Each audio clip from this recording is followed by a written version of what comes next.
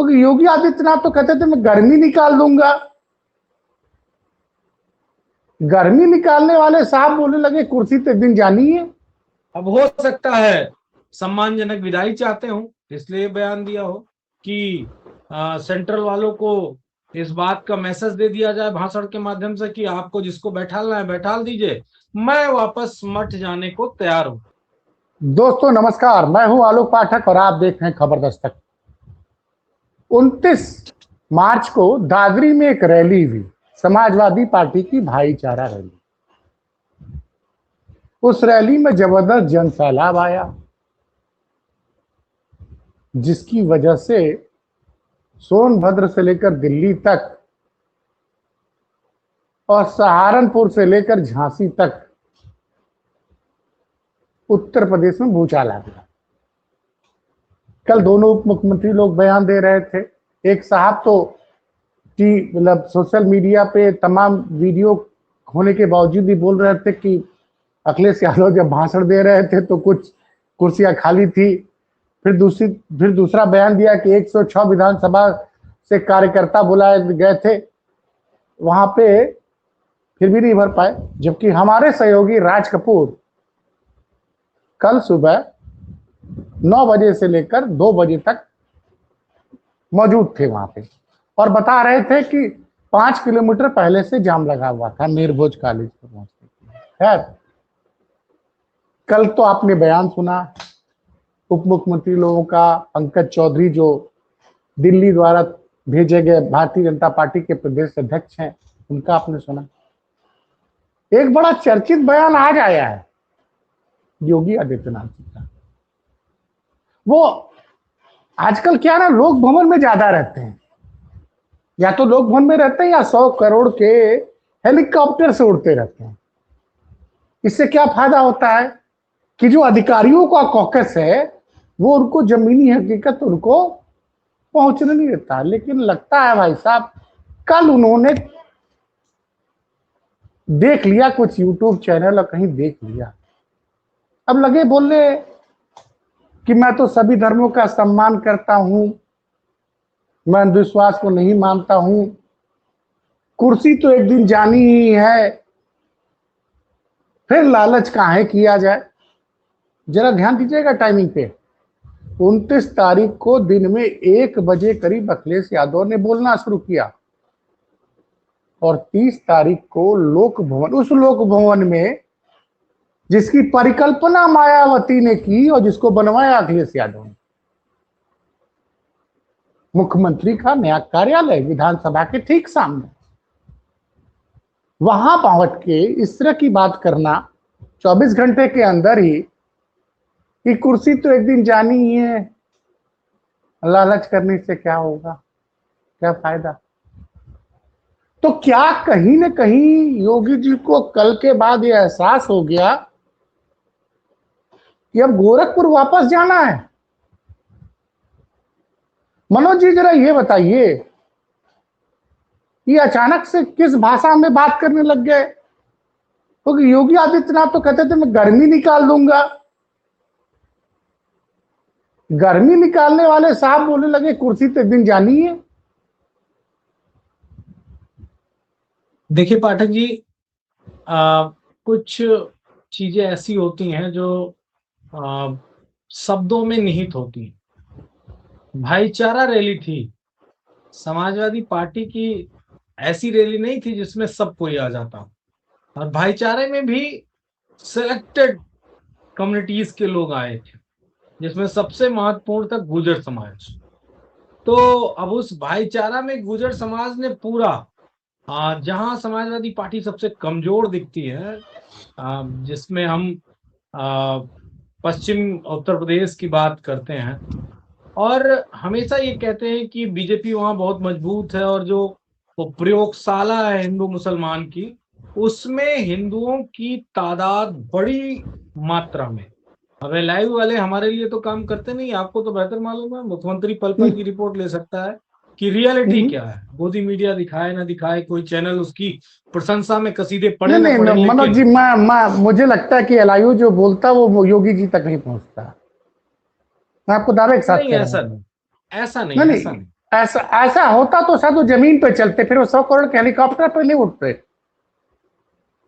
क्योंकि जो जननेता जनता से कट जाए। चलिए एक छोटी सी काल्पनिक कथा सुना देता हूं आप ही के ऊपर। हाँ हाँ। मान लीजिए एक दिन में आपके 4 निमंत्रण थे और चारों निमंत्रण बेहतरीन, बड़े बड़े बेहतरीन 5 स्टार होटलों में थे। पहले में गए कुछ खाया, दूसरे में गए कुछ खाया, तीसरे में गए कुछ खाया, तो चौथे तक खाने की इच्छा खत्म हो जाएगी और सोने की इच्छा हो जाएगी कि अब चल के घर पे चल के सोया जाए। खत्म हो गई, अब खाने की इच्छा नहीं रहेगी। इसको अर्थशास्त्र में तुष्टिगुण का नियम कहते हैं। तुष्टिगुण का नियम, जो स्वाद पहली रोटी में मिलेगा वो दूसरी में नहीं, जो दूसरी में मिलेगा वो तीसरी में नहीं, और जो तीसरी रोटी में स्वाद मिलेगा वो स्वाद चौथी रोटी में नहीं मिलेगा। ये तुष्टिगुण का नियम है। तो अब योगी आदित्यनाथ समाजवादियों की ताकत पहचान गए 2024 में ही। पूरी प्रयास किया, पूरी कोशिश किया कि कैसे उत्तर प्रदेश को जीता जाए, 400 पार ले जाया जाए, 400 पार ले जाके उत्तर प्रदेश में एक ऐसा, उत्तर प्रदेश के माध्यम से ऐसा पूरा देश बनाया जाए जो आरएसएस की परिकल्पना है। मैं ये मानने को कतई नहीं तैयार हूं कि योगी आदित्यनाथ, हो सकता है अमित शाह से दुश्मनी हो सकता है देश के प्रधानमंत्री से दुश्मनी हो, लेकिन उनकी आरएसएस से कोई दुश्मनी नहीं। और आरएसएस ये परिकल्पना कर रहा था कि हम 400 पार ले जाएंगे तो भारत में जो बाबा साहब भीमराव अंबेडकर का संविधान है उसको बदल दें। तो निश्चित तौर पे योगी आदित्यनाथ ने वो करिश्मा उत्तर प्रदेश में देखा, और इस तरह देखा कि जिसमें ये पाया कि समाजवादियों ने आदरणीय अखिलेश यादव जी के नेतृत्व में बीजेपी को चारों खाने चित कर दिया, अयोध्या वाली सीट मिला के। तो निश्चित तौर पे उन्हें इस बात का अंदाजा इल्हाम हो गया है कि समाजवाद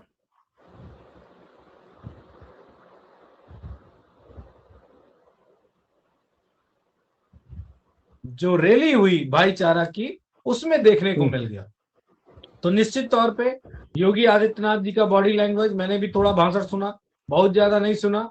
लोग भवन से क्या कह रहे हैं, किस तरह की बातें कर रहे हैं, किस तरह की उनकी बॉडी लैंग्वेज है, क्या कहते कहते रुक जा रहे हैं और फिर उसको थोड़ा सा मोल्ड करने की कोशिश करते हैं अपनी भाषा को। तो मैंने सुना, पूरा सुनने का मेरा मन भी नहीं होता क्योंकि इतना दिव्य ज्ञान वो रखते नहीं है। कोई ऐसी ही खबर सुनने को आप लोगों के माध्यम से मिल जाती कि योगी आदित्यनाथ जी ने कहा हम गर्मी निकाल देंगे, अब कह रहे हैं कि कुर्सी परमानेंट नहीं होती है, और लालच करने की क्या जरूरत। अब हो सकता है सम्मानजनक विदाई चाहते हो इसलिए बयान दिया हो कि सेंट्रल वालों को इस बात का मैसेज दे दिया जाए भाषण के माध्यम से कि आपको जिसको बैठालना है बैठाल दीजिए, मैं वापस मठ जाने को तैयार हूं, अथवा जहां कहीं भी जाना चाहता हूं। तो एक ये भी कारण हो सकता है, लेकिन महत्वपूर्ण बात यह है कि उत्तर प्रदेश की जनता ने ये मन बना लिया है कि अब बीजेपी की डबल इंजन की सरकार नहीं चाहिए, और बिल्कुल नहीं चाहिए ऐसी सरकार जो जनता से झूठे वादे करती हो, झूठी बातें करती हो और सिर्फ जनता को कष्ट देने के अलावा अब तक कुछ नहीं दिया। जी देखिए मनोज भाई, ये जो बात आप कह रहे हैं, देखिए कई विश्लेषक कई बात कहते हैं कि जैसे महाराष्ट्र में भी लोकसभा चुनाव में भारतीय जनता पार्टी की करारी हार हुई, उसके बाद विधानसभा में वो लोग जीत जाते हैं। आपके नेता ने बोल दिया है कि हम सत्ता में आएंगे तो हर महिला के अकाउंट में 40,000 रुपए दे देंगे। इसको लेके जबरदस्त महिला में उत्साह है। लेकिन अगर बीजेपी ने चुनाव के पहले महिलाओं के खाते में 30,000 40,000 डाल दिया, क्योंकि बीजेपी किस तरह से करती है तो देखने में आ रहा है ना, वो सुनने में आ रहा है कि वो कुछ लाख महिलाओं के अकाउंट में बिहार में 10,000 डाल दिया गया। नतीजा ये रहा कि वो महिलाओं ने जाके कमल का और तीर का बटन दबा दिया और ये लोग बहुमत में पा गए। तो आप इसको कैसे काउंटर करेंगे भाई? देखिए बात समझिए। इसमें इसमें इसमें पाठक जी कोई काउंटर करने वाली चीज है ही नहीं है। हाँ। ये खुद इनकाउंटर वाली चीज हो गई है। बीजेपी अपना इनकाउंटर खुद करेगी ये करके। देखिए 10 साल में उत्तर प्रदेश में जनता से सिर्फ लिया है, जनता को कुछ दिया नहीं। तो कहते हैं 5 किलो राशन दिया है, और महिला किसानों को 2 साल का 6,000 देते हैं, तो गिनाते रहते हैं। उसके बदले में उत्तर प्रदेश की महान जनता ने चार बार जिता दिया। 14 जिताया, 17 जिताया, 19 जिताया, 22 जिताया और 24 में हराया। तो जनता का उत्तर प्रदेश का भी मन भर चुका है। उत्तर प्रदेश का मूल मुद्दा क्या था? आपको क्या लगता है? राम मंदिर। इसके अलावा तो कोई मुद्दा था नहीं उत्तर प्रदेश में। हम नहीं, राम कल्पना मंदिर उत्तर से भारत। भाई, पहली पहली बात तो राम मंदिर पे जो जो भी फैसला है वो सुप्रीम कोर्ट का है। राम अरे मंदिर पे आप पहले, भारतीय जनता पार्टी को क्रेडिट ले ही नहीं सकती है, तो अच्छा सुप्रीम जो कोर्ट ने फैसला फैसला दिया। देने वाला जज एक मिनट, फैसला देने वाले जज इस वक्त राज्यसभा मेंबर किस पार्टी से हैं? नहीं नहीं, वो ठीक है, लेकिन वो फैसला ना तो ना, सुप्रीम ठीक कोर्ट ने कैसे हो सकता है? ना ना ना पाठक जी, जबरदस्ती मत ठीक करिए। आपने भी वो तो उस फैसले बीजेपी का, से ही है। आपकी पार्टी ने भी उस फैसले का स्वागत किया था कि कोर्ट का जो नहीं फैसला हमको देखिए, स्वीकार है।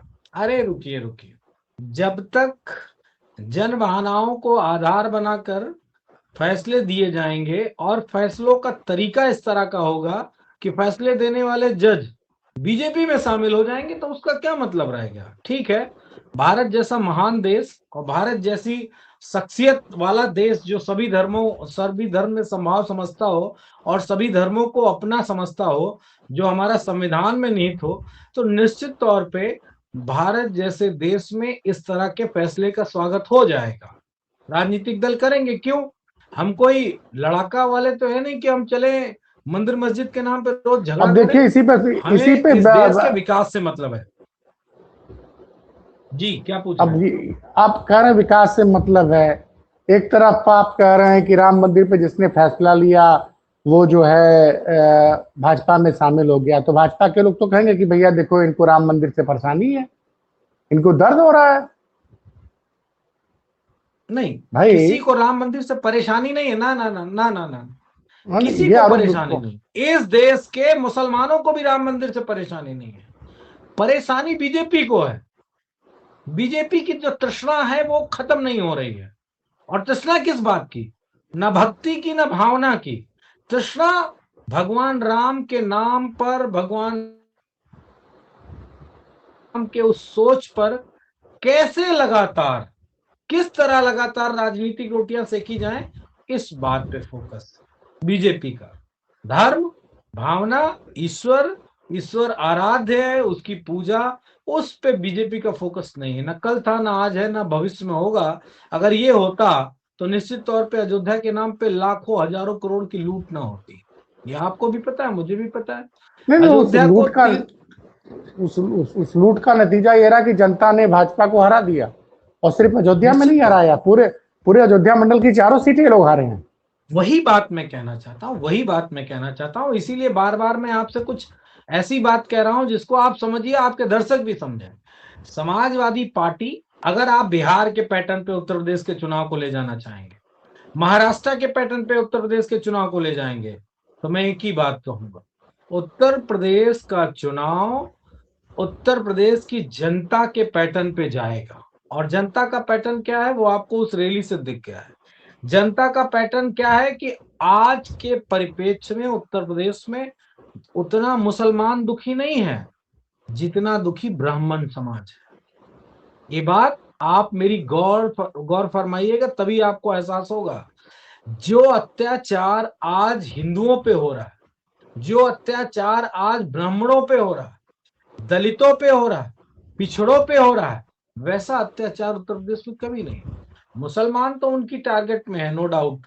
वो हमेशा मुसलमान को एक सॉफ्ट टारगेट के रूप में हमला करते हुए बीजेपी आरएसएस हमेशा नजर आती है।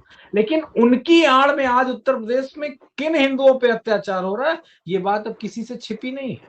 आप याद करिए कि क्षत्रिय समाज के लोगों ने 2024 के लोकसभा के चुनाव में बीजेपी को वोट नहीं किया था। ये भी बात आपको याद होनी चाहिए।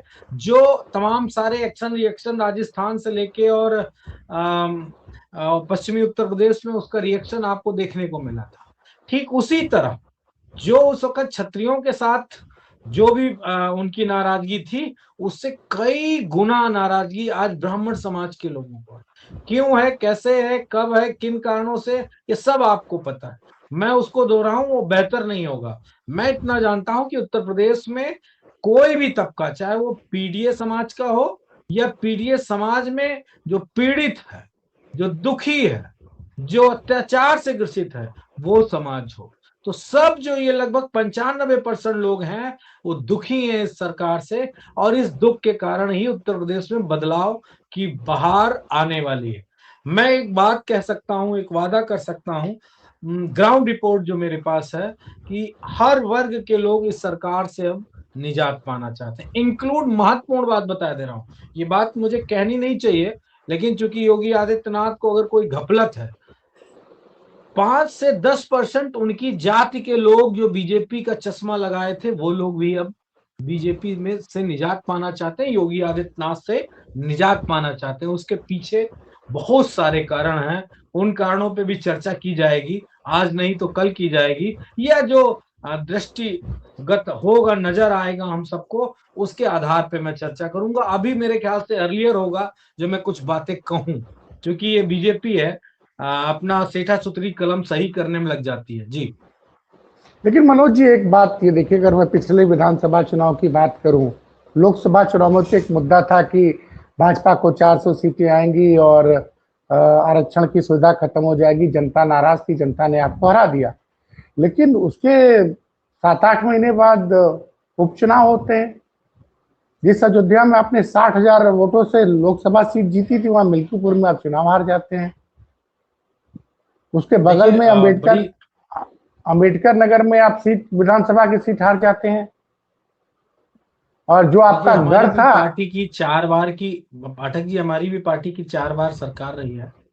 उपचुनाव कैसे जीत लिए जाते हैं सरकार में, ये बहुत छोटी सी बात है। कैसा चुनाव हुआ था उसका उदाहरण मैं आपसे उम्मीद करता हूं कि मुझे ना देना पड़े उदाहरण, ज्यादा बेहतर है, क्योंकि आप कोई ऐसे पत्रकार तो है नहीं जो आप आंख बंद करके वो जो घोड़े को ऐसे बांध दिया जाता है सीधा देखने के लिए, उस स्टाइल के पत्रकार तो है नहीं। आप तो इधर भी देखते हैं और इधर भी देखते हैं और सामने भी देखते हैं, और मौका पड़ता है तो पीछे भी उठ के देख लेते हैं कि क्या। लेकिन एक बड़ी चीज है मनोज भाई, देखिए, जो मैंने 2022 का चुनाव मैंने देखा, 22 का चुनाव ऐसा लगा कि सपा बहुत अच्छा करेगी, और सपा भाजपा, हम लोग का आकलन था दोनों बराबर पे रहेंगे। लेकिन जब नतीजे आए तो फासला करीबन 130 सीटों का था। इस बात की क्या गारंटी है कि जो दलित आपके साथ 2024 में आया था, वो 2027 में आपके साथ रहेगा? क्योंकि बहन जी लगातार जो है वो बैठक पे बैठक कर रही हैं, और 14 अप्रैल से उनका भी चुनाव प्रचार शुरू होने वाला है। और वैसे तो कल आपके नेता ने एक बड़ा और मास्टर स्ट्रोक खेल दिया, जिसकी चर्चा सोशल मीडिया पे कम हुई है। कल वो निकले वहां से और मायावती के गांव गए बदलापुर में, और जाके वहां उन्होंने भोजन किया। नहीं, निश्चित तौर पे समाजवादी पार्टी कोई ये दांव नहीं चलती है, ये समाजवादी पार्टी की प्रैक्टिस है राजनीति करने की। हमारे नेता का आम कार्यकर्ताओं के यहाँ जाना, उनके साथ बैठना, मिलना, चाय पीना।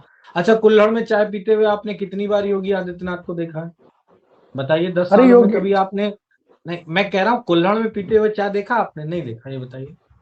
जब से आम जनता मुख्यमंत्री से बने मिलते तब हुए योगी आदित्यनाथ आपको दिखे पड़े क्या? नहीं, वो तो कहते हैं कि भाई हर हफ्ते में 2 दिन गोरखपुर में जनता दरबार करते हैं, लखनऊ में जनता भाई दरबार ठीक करते है, हैं। उनकी उनकी गैया आ सकती है, बछिया आ सकती है, कोई बानर आ सकता है, उनका डॉगी आ सकता है, मोर आ सकता है, उसके साथ तो टाइम स्पेंड करते हुए योगी आदित्यनाथ दिख सकते हैं। लेकिन आम जनता के बीच में, किसी गांव के होटल में, नुक्कड़ पे, भुट्टे वाला, अमरूद वाला, मूंगफली वाला, चने वाला, उसकी दुकान पे आप सड़क पे रुकते हुए योगी आदित्यनाथ को आपने नहीं देखा। तो नहीं, जाहिर सी मुझे तो बात है, हमारे नेता की, नहीं, हाँ हमारे भाई, नेता की वो, हमारे मुख्यमंत्री जी तो 100 करोड़ के हेलीकॉप्टर में दिन भर उड़ते रहते हैं, तो कहाँ से सड़क पे उतरेंगे?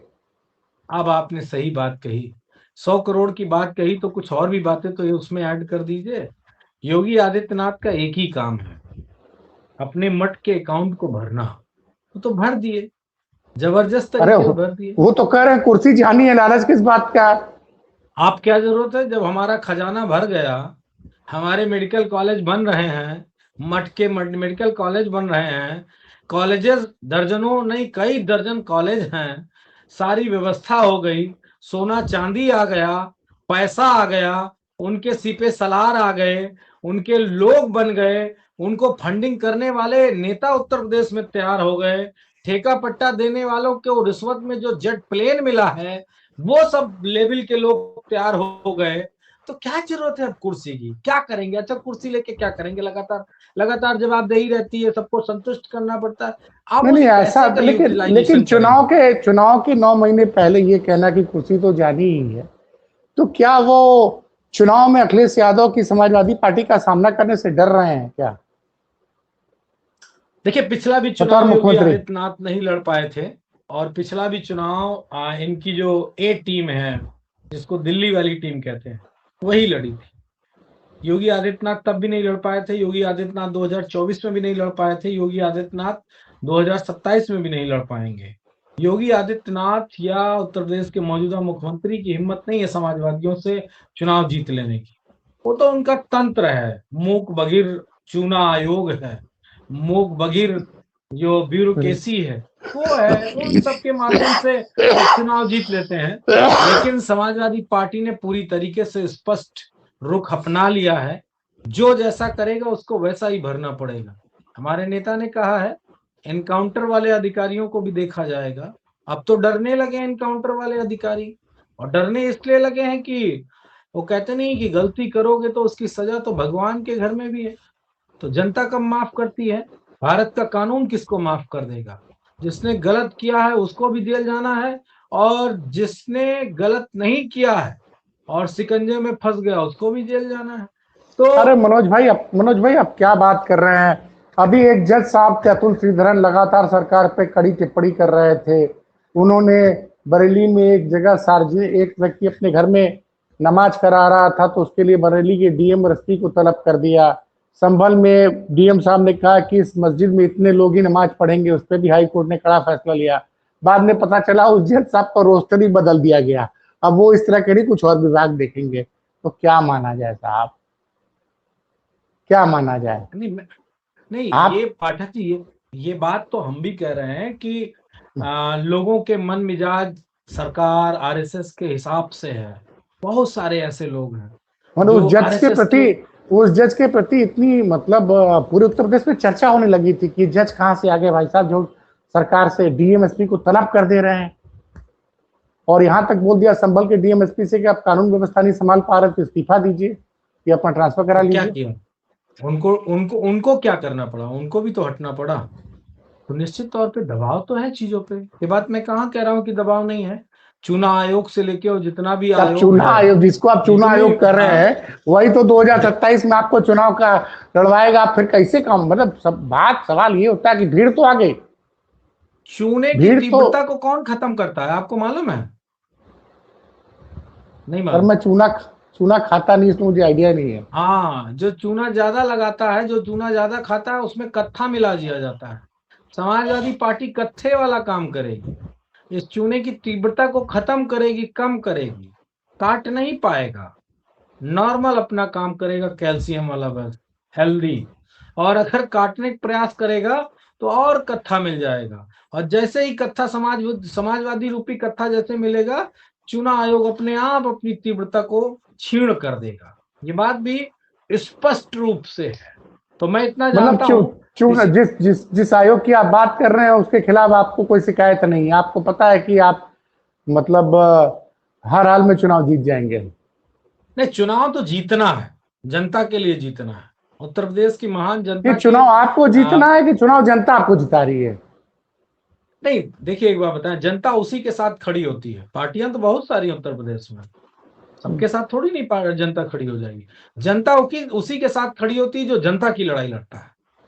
तो हम जनता की लड़ाई लड़ रहे हैं, इसलिए जनता हमारे साथ खड़ी होगी। लोगों को विश्वास है, जो 25 करोड़ की आबादी उत्तर प्रदेश की, उसको विश्वास है, बच्चे को, छोटे बच्चे को, बड़े बच्चे को, बूढ़ों को, माओ को, बुजुर्गों को, सबको विश्वास है कि अगर कोई उत्तर प्रदेश में इस आताताई सरकार को हटा सकता है तो अखिलेश यादव जी, दूसरा कोई नेता नहीं है। तो इसलिए स्पष्ट रूप से पाठक जी, आने वाले 2027 में समाजवादी लोग, जिनका मन भर गया है कुर्सी से, जिनको इस बात का आभास हो गया है कि कुर्सी परमानेंट नहीं होती, और जिनके मन में है कि लालच नहीं है, उनको निश्चित तौर पे सही जगह पे भेजेंगे, सुरक्षित जगह पे भेजेंगे। और कोशिश उनके अधिकारियों के लिए भी रहेगी, वो अधिकारी जिन्होंने बड़ा जुल्म किया है पता नहीं किसके कहने पे। वो तो मठ चले जाएंगे और फिर अपने गोरखनाथ पीठ को याद करेंगे और अपने बाबा को याद करेंगे, अपने आराध्य को याद करेंगे, नहीं जाएंगे। लेकिन उन अधिकारियों का क्या होगा जिन्होंने लोगों की जानें ली हैं, जिन्होंने लोगों के मकान ढाए हैं, जिन्होंने लोगों को नस्तो नाबूद कर दिया है, जिन्होंने लोगों की यूनिवर्सिटियां बर्बाद कर दी हैं, उनका क्या होगा? ये बात आज वो अधिकारी सोचें। आज वो बात अधिकारी सोचें। बाबा तो चले जाएंगे, बाबा को क्या है, मुख्यमंत्री रहे हैं, वो तो कह देंगे मेरा तो कोई दोष ही नहीं है, वो तो अधिकारियों का दोष है, भ्रष्टाचार अधिकारियों ने किया, वो तो कह देंगे जाके। ये बात भी अभी 1 साल का समय बचा है और बड़े सम्मानित अधिकारी हैं, पढ़ लिख के आए हैं, उनको इस रुख इस हवा को समझ लेना चाहिए। कल तो हमारे नेता ने कहा कि अब तो एनकाउंटर करने से भी घबरा रहे हैं वो अधिकारी, अब तो मुकदमा लगाने से पहले भी घबरा रहे हैं अधिकारी।